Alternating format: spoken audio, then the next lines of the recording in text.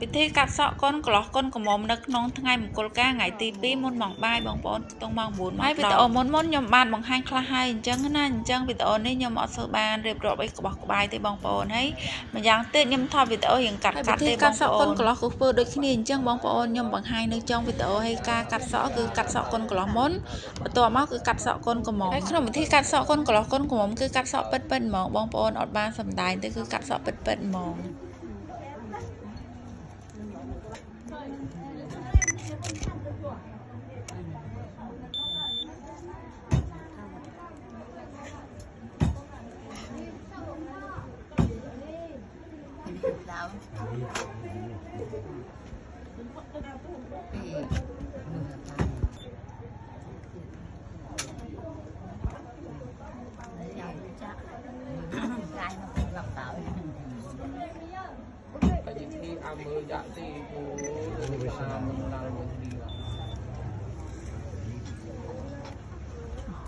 ทำมันเนี่ยมั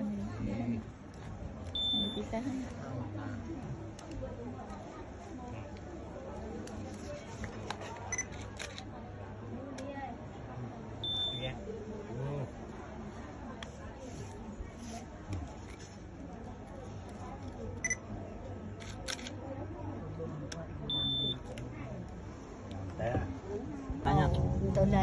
បន្ទាប់ពីចប់កម្មវិធីកាត់សក់រួចរាល់គឺថាក្រមុំត្រៀមចាំហូបបាយកំដរកូនក្រមុំអញ្ចឹងណាហើយវិធីម្ហូបគឺមានច្រើនមុខខ្លាំងមែនទែនបងប្អូននិយាយពីថាឆ្ងាញ់គ្រប់មុខហើយវិធីកាត់សក់កូនកន្លោះគឺធ្វើដូចគ្នាបងប្អូនហើយខ្ញុំបង្ហាញនៅtrongវីដេអូអញ្ចឹងណាប៉ុន្តែតាមពិតគឺកាត់សក់កូនកន្លោះមុនទេ